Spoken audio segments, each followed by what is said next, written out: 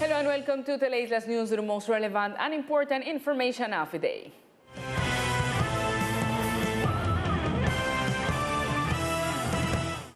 The works are in progress for the completion of the new headquarters of the Higher School of Public Administration, ESAP.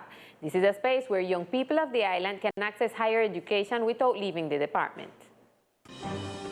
The new headquarters of the Higher School of Public Administration ESAP on the island, which is located in the Bolivariano School, is completely adequate, as indicated by the National Director of the school, Pedro Medellin, who also indicated that it is planned to open a second headquarters in the department. The process is finished. The adaptation of that space is appropriate.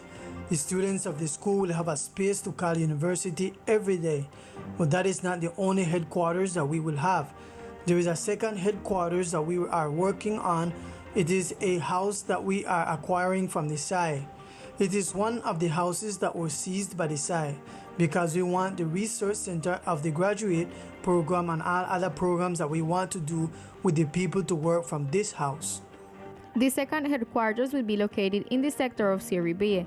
On the other hand, the director of the ESAP indicated that it is expected that by next May, the official delivery of the headquarters will be made. Y tenemos 35 estudiantes en segundo semestre. We have 50 students in the first semester and 35 students in the second semester. Those 85 will always benefit from these classrooms. In the past, they were wandering from one side to the other. Now, they have their own headquarters. We want the inauguration to be an austere thing. I believe that in the month of May, we will be making an official delivery to the island, more than to the island, to the students of the island. See, here you have your university. This university has zero enrollment. It is for the people of the island. ESAP has indicated that the teachers who will teach classes in the archipelago will be professionals from the island territory.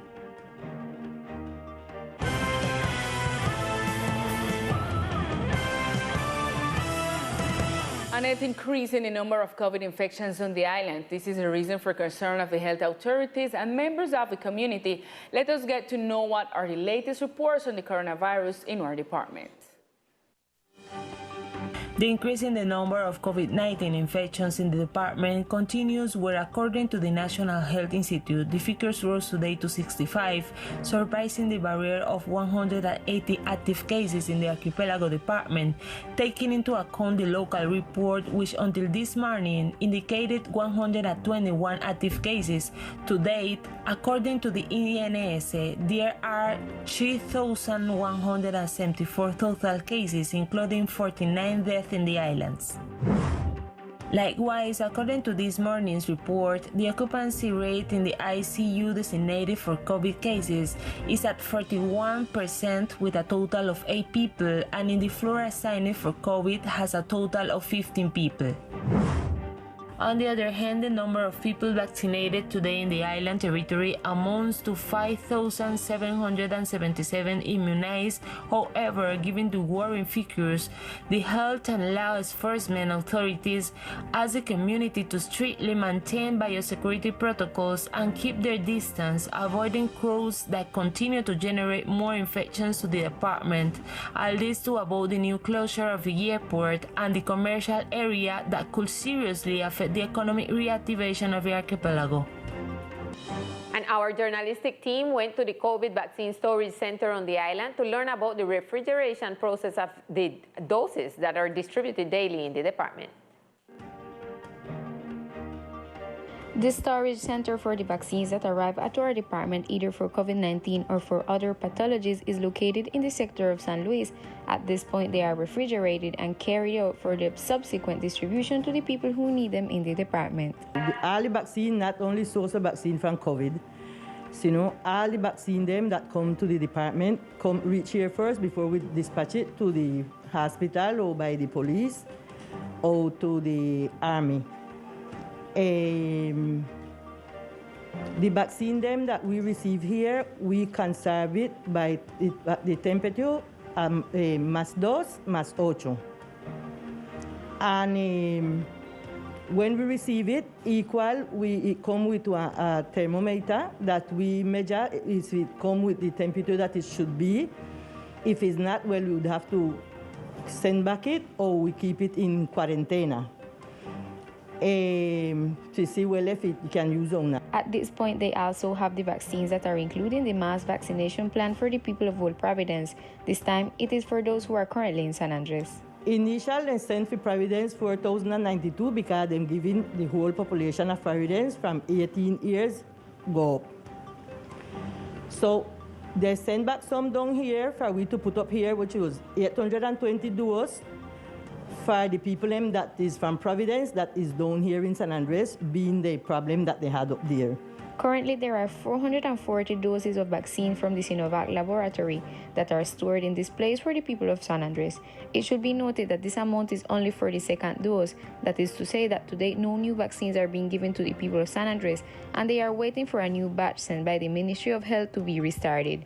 Meanwhile, there are still 590 doses available for the people of Old Providence who are in San Andres.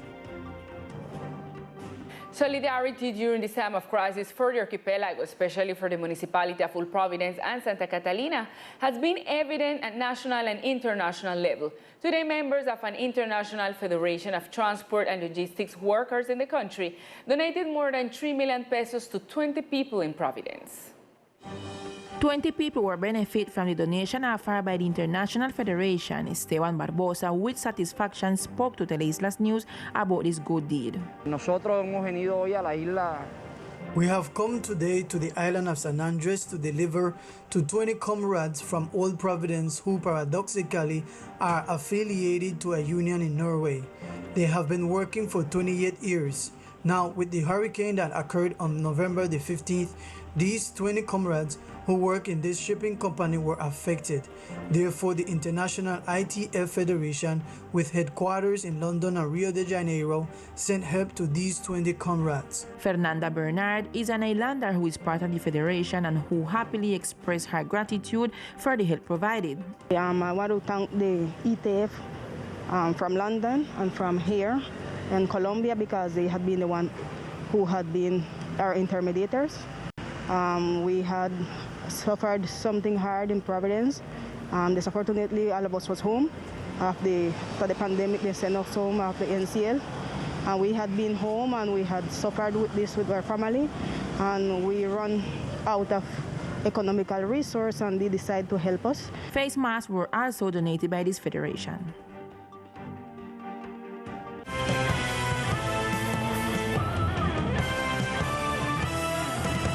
The Peace Dome is already installed on the island of Santa Catalina, a donation that will benefit the children of the municipality with a new play area.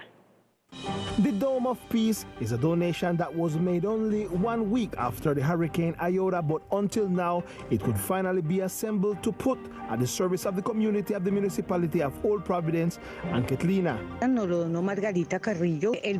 It was donated to us by Margarita Carrillo on November 25th. When she saw the damage of the hurricane, the first thing she did was to call me and said, Amparo, I have a dome here. I am going to send it to you. And from that day until today, we were able to mount it. That dome, I gave it to Island Roots and Heritage Foundation. This is a foundation that is dedicated to the rescue of ancestral crafts among children. The Ministry of Education and Healdomos Colombia also participated in the logistics. They gently transported and assembled the dome with the help of the community of Santa Catalina. The scaffolding was very complicated. We know the conditions in which the island is in. After a struggle of several days, on the fourth day, we were able to assemble the dome and leave it there to make the last adjustments.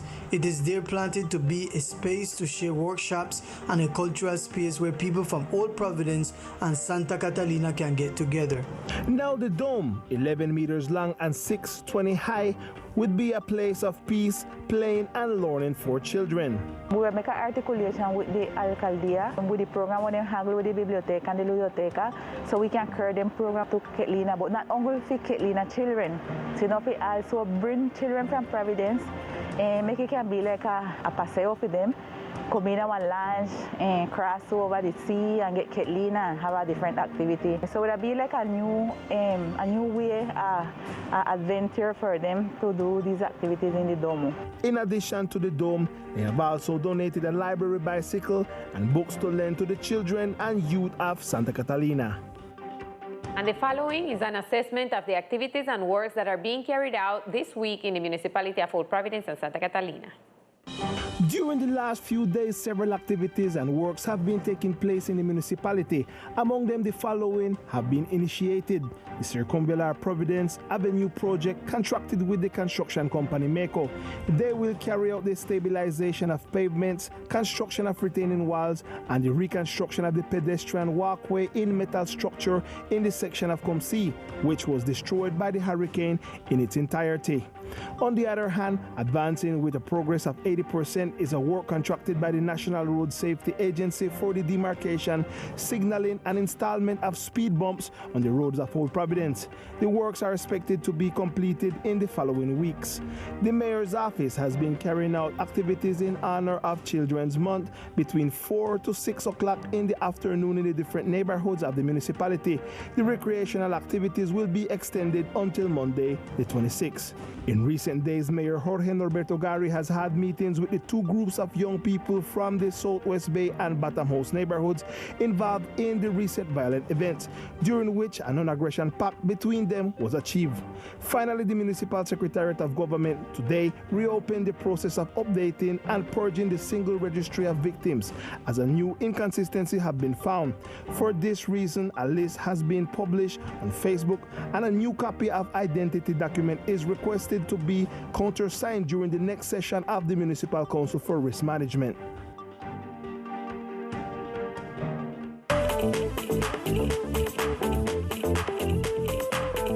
Hello, here are the best sports of the islands. Old Providence baseball prospect is called up to the Colombian team that will play in Miami, Florida.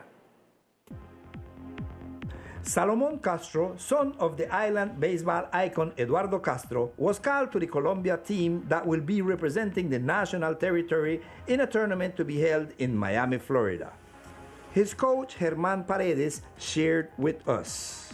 Salomon Castro is one of the prospects we have here in the camp. He is a boy from Old Providence, son of our great coach, Eduardo Castro, now deceased, who was my coach. I have the possibility and the great honor to be training a boy with this talent.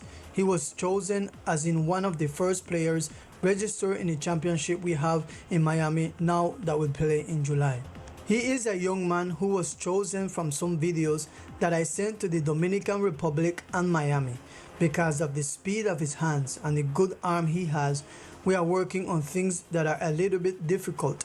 We take advantage of Dorwin Premier, who is here as a shortstop of the Colombian national team, professional baseball player as well, who is working on some little details that escape me. And Derwin is working on them at the moment, but Salomon is a very talented kid. He's a 17-year-old young man who has a great opportunity. Salomon Castro reaffirms. I come from Providence Island. Well, I don't right now, they practice with Prof. Kyoka and Paredes because I'm going to represent Colombia and in our selection Miami. And well, I had to practice with them because I feel like when I don't have the practice, I got a better future in baseball to get further. Salomon takes advantage of this space to send his message to the youth of the archipelago. You have to respect and have plenty of discipline to the whole asset them to your father, to your prof them because when they tell you everything is pretty good.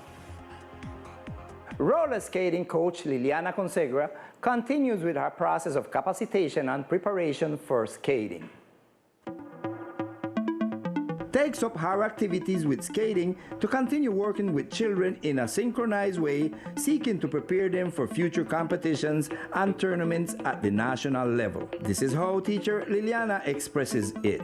I continue training every day to strengthen the knowledge that I have about the sport. At the same time, we are working in a synchronized way when it comes to time. In that way, we can take advantage of the free recreational time of the boys of the island. We have had many invitations at the national level for skating championships, but currently we are on a halt due to the pandemic.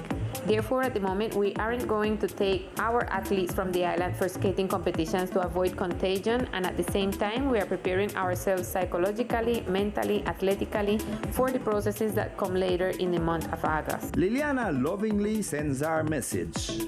My message is that you children and young people are the future of the world for Colombia and the hope of these islands. Practice a sport. For sport is life and health. The preparation of children is definitely important to train future stars in skating, as stated by this coach.